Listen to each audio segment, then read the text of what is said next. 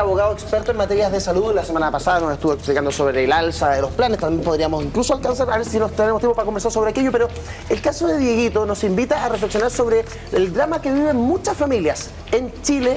La verdad es que hay dos dramas, uno, enfermarse, y el otro es lo mal que te deja, lo mal parado que te deja económicamente una enfermedad como el caso de Diego. ¿Por qué en nuestro país, por qué nuestro sistema está diseñado de esta manera y solo unos pocos pueden tener acceso a salud de nivel, a salud de calidad, y la gran mayoría, finalmente, aunque tengan FONASA o aunque tengan ISAPRE incluso, están desprotegidos? Mira, el problema se presenta puntualmente, hay ciertas patologías. Primero tenemos que distinguir aquí por lo menos 4 sistemas.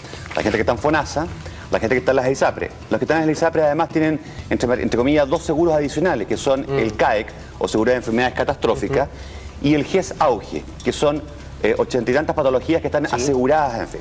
Aseguradas entre comillas, porque acá vemos a la mamá de Diego que dice que en su caso no está funcionando el, y que tú pagas por el GES por lo demás. Exacto. Tú lo pagas, no es algo que te da el ISAPRE gratis. Claro, más no, y además te aumentaron el precio hace un par de meses, en junio del año pasado.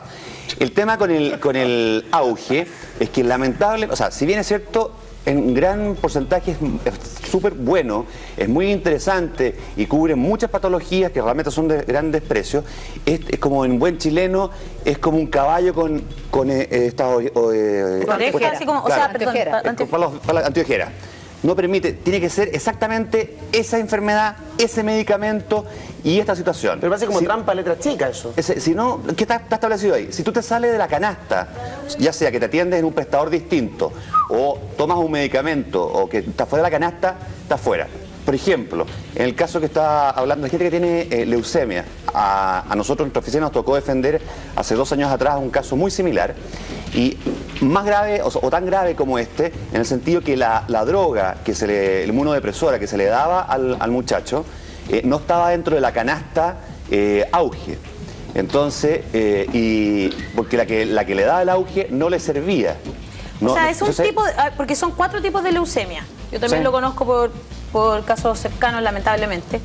Y, o sea, ¿hay un solo tipo de leucemia que es la que está tipificada en el GES? No, hay distintas, va por incluso la leucemia niños menores de 15 años, en fin. Pero resulta que no siempre los medicamentos que se le asignan es el medicamento que te sirve a ti. Claro.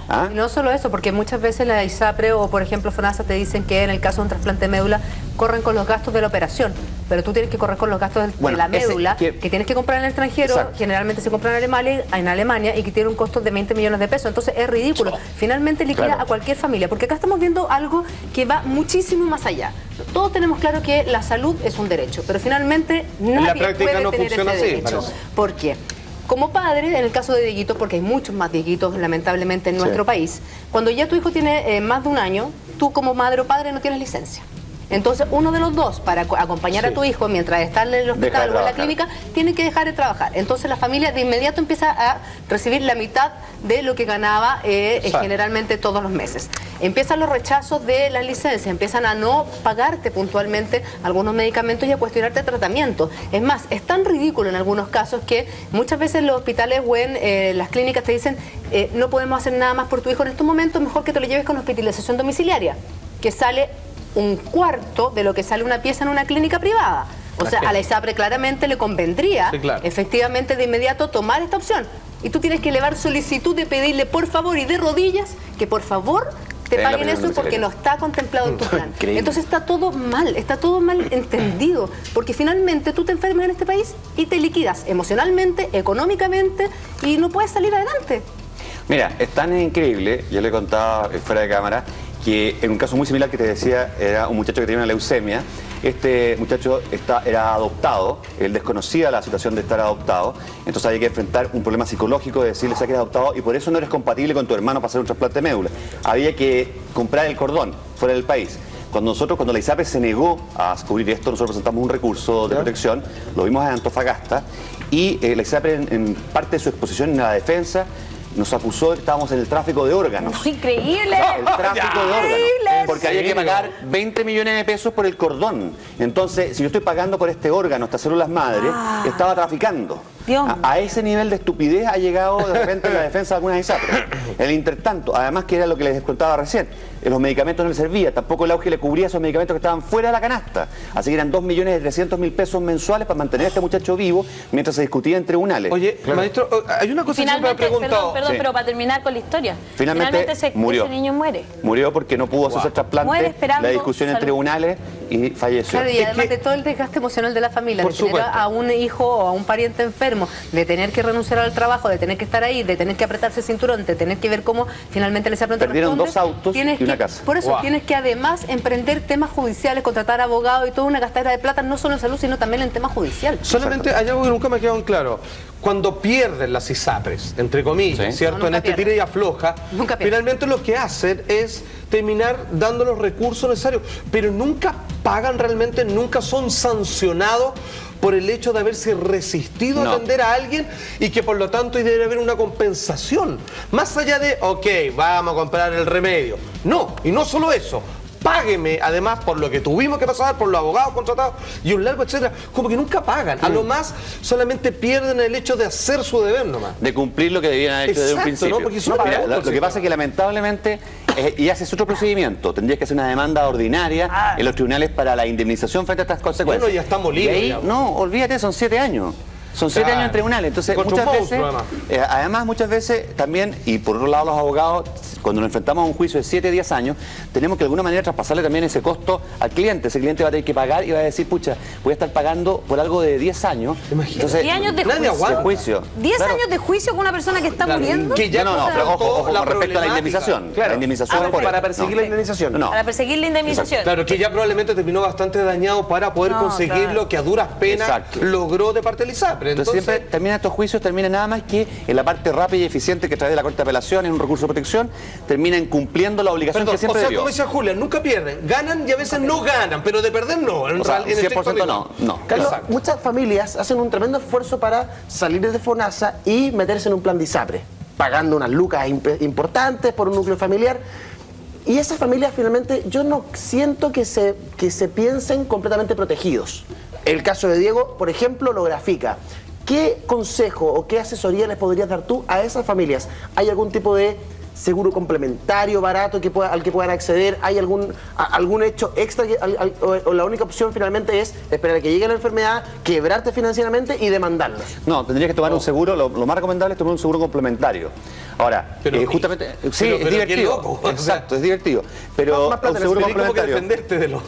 Para que lo que no cubre el ISAPRE, lo cubre este seguro. Pero el problema también de los seguros complementarios, bueno, un seguro, por ejemplo, por cáncer o enfermedades catastróficas, es que estos seguros, a diferencia del ISAPRE, es que el ISAPRE se casa contigo y tú te casas con el ISAPRE. La ISAPRE no te puede desahuciar el contrato porque tú te enfermaste. En cambio, estos seguros complementarios en un momento determinado pueden estimar que tu siniestralidad, porque es un seguro, es tan alta que o te suben de un nivel de precios que es intolerable, o simplemente te dicen no podemos o no le renovamos el contrato. Van a seguir pagando esa contingencia que tú iniciaste, por ejemplo, ese cáncer, pero otra no van a pagarla. Entonces, y te quedas fuera. Entonces también tiene su... O sea, también tiene su trampa. Todo tiene su... ¿Y si está por expirar el plazo del contrato del seguro y te detectan cáncer, por ejemplo, un mes antes de que expire el contrato? No, está cubierto. ¿Está cubierto? Sí, hasta las 0 horas de ese día. Perfecto. Ahora, también es interesante el tema con respecto del caso que está de este niñito, es que uno podría, entre comillas, uno decir, bueno, renuncio al auge porque el auge no está cumpliendo, porque el cordón no lo cumple, voy por el CAEC o seguro de enfermedades catastróficas. Y la ley dice, no, si usted renuncia al auge, no puede tomar el CAEC, porque además excluyente es cualquier patología que sea auge. Entonces te quedas sin nada. O sea tenés que quedarte amarrado. Porque no tenía alternativa. Te dejan sin alternativa. A mí eso me parece increíble, porque se supone que todo el sistema de salud finalmente se rige por el mercado. El mercado es el libre mercado en el que vivimos. Se supone que hay una libertad. Pero es capitalismo salvaje ya. Pero acá, claro, acá ya no te dejan libertad. No es verdad. Nos están vendiendo. Pero es un casino más que un sistema de salud. La ley de ISAPRE es el problema, claramente, por ahí va. Está en la ley de ISAPRE. Y eso significa que de alguna manera las ISAPRES utilizan la ley para su beneficio, ¿no? Pero claramente. Lo mismo pero por eso, el problema claramente está en la legislación. Ahí está el punto en cuestión. Claro. Lo que tú decías, Julia, con respecto a la hospitalización domiciliaria, es tan ridículo como tú lo planteas. ¿A mí me pasó? No, si yo lo digo porque a mí me pasó. Yo tenía a mi hija interna, yo lo tuve 4 meses, 2 meses en el Hospital de la Católica y 2 meses en la Clínica Las Condes. Y en la Clínica Las Condes a mí un doctor un día me dice, ¿sabes qué? No tengo nada más que hacer por tu hija acá, llévatela a tu casa porque estamos corriendo riesgo que en cualquier momento ella se contagie con una bacteria hospitalaria. Claro. Entonces yo le dije, ya, ok, ¿qué hago? Bueno, ahora tenés que ir a elevar solicitud a tu ISAPRE a ver si es que te pagan. Entonces yo saco el cálculo y no me acuerdo en esa época, pero costaban 400 y tantos mil pesos el día en la UTI. Sí, y hoy día más, 600 y tantos. 400 y tantos mil pesos el día en esa clínica. En la época. Efectivamente, en la época de mi hija. Y con una clínica hospitalaria de especialista en niños costaba 117 mil pesos. Entonces dije, pero obvio, si es negocio redondo para el ISAPRE, porque diariamente se ahorran 300 mil pesos. Y me dicen, no es negocio redondo, porque probablemente te lo rechacen. Tú tienes que elevar solicitud, explicar, llenar una cantidad de formularios. Y tú tenías a tu hija enferma. Y tu hija tiene 4 meses. Está más en riesgo ahí que en tu casa. Entonces, finalmente, así todos los trámites. Y ahí yo tuve la suerte que efectivamente me la aceptaron. O sea, me la aceptaron y me la pagaron. Pero es como de perogrullo. Tú dices, se está ahorrando plata, Julia, y no me la acepta. Es tan absurdo, como dice, pero es tan absurdo que además, y se basa en que la ley dice que la hospitalización domiciliaria no es cubierta, salvo una excepción. Entonces tienes que elevar y hacer encajar. ¿Perdón? Luego dice que si tú te quedas en la hospitalización domiciliaria más de un año, la ISAPRE dice, no, tu enfermedad entonces es crónica. Y las enfermedades crónicas no están cubiertas por nada. Las sacas de ahí. Tienes que volver al hospital con todo lo que significa, además riesgos económicos, riesgos para la misma enfermedad. Claro. Entonces, y te cortan el tema. O sea, Carlos, una pregunta solo cortito, de brocha gorda la pregunta, la verdad. Es muy brutal nomás, pero en tu opinión personal, ¿es que la ley de salud se dio ante las presiones del lobby o es derechamente inepta nomás? Yo creo que es un conjunto de cosas. Ambas. Es un conjunto. Me van a querer más todavía en la sesión de ISAPRE de lo que ya me quieren. Yo creo que la asociación de ISAPRE en esta pasada, y yo, perdona que te interrumpa, pero yo creo que en esta pasada es la que menos responsabilidad tiene. La responsabilidad la tienen los parlamentarios, el legislador, el que legisla una ley que sabe, que para quienes cotizan en la ISAPRE se van a morir porque además hay una trampa, igual que en la educación en Chile. Claro, porque en la educación en Chile te dice, si tú pagas, tienes una educación buena. Y en salud, si tú pagas, te cubre el ISAPRE. Y eso es una mentira. Entonces, las dos son mentiras. No tienes asegurado nada. Entonces voy a hacer, si es que entendí bien, un resumen más con pera y manzana. Nosotros, las personas que elegimos a la hora de ir a votar en las urnas, esas personas no trabajaron para nosotros, sino que simplemente aseguraron el chancho para aquellos que nos quitan el dinero en el tema de la desgracia de la enfermedad. Claro. ¿Sabes lo que pasa? Es que siempre, mira, es un problema de los legisladores. Este tema, y también del Ejecutivo que tiene que enviar el proyecto de ley. O sea, es de los políticos. Hay una falta de voluntad política. Porque esta discusión de la falla del sistema no es nueva. Lleva muchísimos años, 20 años. Han pasado 4 o 5 gobiernos discutiendo. ¿Y qué es lo que hacen? Una ley parche, el famoso concepto que les encanta a los políticos de la ley corta. La ley de corta ISAPRE. Se prendió un incendio, apaguemos esto. Y ni siquiera, claro, ley corta de esto, la ley corta de lo otro. Pero el drama de fondo no se arregla. Pero el drama no se arregla. Y además que hacen un parche. Y un parche además que muchas veces es peor que la enfermedad. Claro. Muchas veces a ti, por tu trabajo, hace muchos años tú te dedicaste específicamente a los temas de salud, a las alzas de la ISAPRE y a casos como el que estamos hablando. Sí. Hay un drama que tiene que ver más allá de la enfermedad, más allá del drama financiero, que hay gente que pierde casas, que pierde sus propiedades, que trabajo de muchos años. Hay un drama emocional en las familias. ¿Cómo abordas tú ese tema? ¿Cómo lo puedes trabajar? Y también me imagino que una familia que está destruida emocionalmente tampoco puede operar en términos legales de la misma manera que una persona que está entera.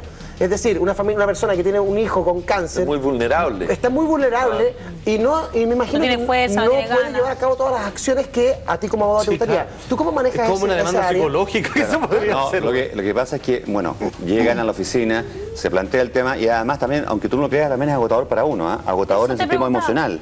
¿Tú te llevas esa emoción a la casa? ¿Te vas cargado cuando se muere un joven? Cuando se murió este muchacho de 22 años, a mí te lo juro que me dio una tristeza enorme y cuando me llama la mamá desde Antofagasta para decirme se murió, te lo juro que me costó mucho, digamos, recuperarme de eso.